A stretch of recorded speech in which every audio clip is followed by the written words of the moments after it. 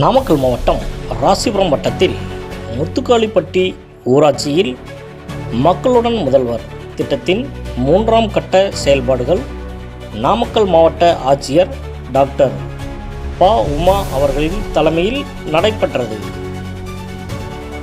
நிகழ்ச்சியில் மாநிலங்களவை உறுப்பினர், நாமக்கல் மாவட்ட மத்திய கூட்டுறவு வங்கி தலைவருமான KRN ராஜேஷ்குமார் MP அவர்கள் மற்றும் ஆதி திராவிடர் மற்றும் பழங்குடியினர் துறை அமைச்சர் மாண்புமிகு டாக்டர் மதிவேந்தன் அவர்கள் கலந்து கொண்டு பயனாளிகளுக்கு நலத்திட்ட உதவிகள் வழங்கினர்.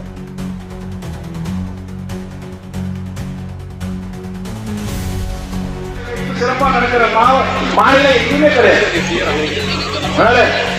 ஒன்றிய அரசாங்க நிதி தந்தாலும் தள்ளினாலும் இன்னைக்கு மாண்புமிகு முதலமைச்சர் அவர்கள் அத்தனை சிறப்பான திட்டங்களை செயல்படுத்தி வருகிறார் என்பதை இந்த நேரத்தில் தெரிவித்திருக்கிறார். பணிகள் எல்லாமே முடிவடைது. 8 கோடி ரூபாய் முத்துக்காளிப்பட்டி ஊராட்சி பகுதிக்கு மட்டும். இப்ப ஏன் நம்ம இந்த முத்துக்காளிப்பட்டிக்குள்ள ஏன் இந்த முகாமை ஆரம்பிக்கிறோம் அப்படின்னா அதுக்கு ஒரு முக்கியமான காரணம். இது ஒரு முன்னுதாரணமான ஒரு ஊராட்சி.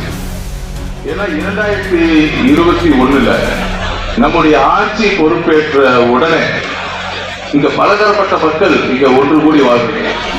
இதுல ஒரு பகுதியில மட்டும் ஒரு சுவர், தீண்டாமை சுவர் இருந்துச்சு.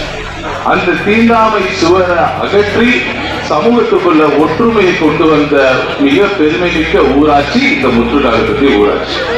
இந்த முத்துக்காளிப்பட்டி ஊராட்சியில தான் இந்த சமத்துவ சிந்தனையை ஆரம்பிச்சு இன்னைக்கு உள்ளபடியே இந்த தொகுதிக்கு மட்டும் இல்ல, மாவட்டத்துக்கு மட்டும் இல்ல, மாநிலத்துக்கே ஒரு முன்னுதாரண தொகுதியாக ஊராட்சியாக திகழ்ந்து கொண்டிருக்கிறது நம்முடைய ராசிபுரம் தொகுதி, நம்முடைய முத்துக்காளிப்பட்டி ஊராட்சி என்பதை இந்த நேரத்தில் நான் மிக பெருமையாக சொல்லி காட்டப்பட்டிருக்கிறேன்.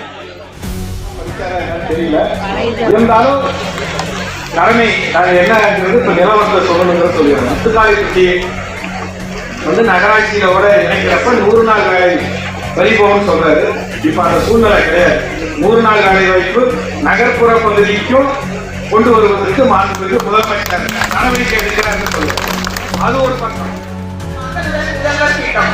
நீங்க வாழும் இடத்திற்கே வந்து அத்தனை அரசுத்துறை அதிகாரிகள் சுமார் 15 துறைகள் 44 விதமான மிஸ்டர் சர்வீஸ் என்று சொல்லக்கூடிய ஆதார் அட்டையா இருக்கலாம், இல்ல ஒரு வங்கி கடனா இருக்கலாம், இல்ல ஒரு குடும்ப அட்டையா இருக்கலாம், இல்ல ஒரு நலவாரியத்துல பதிவு பண்றதா இருக்கலாம், வேளாண்மை துறையா இருக்கலாம்.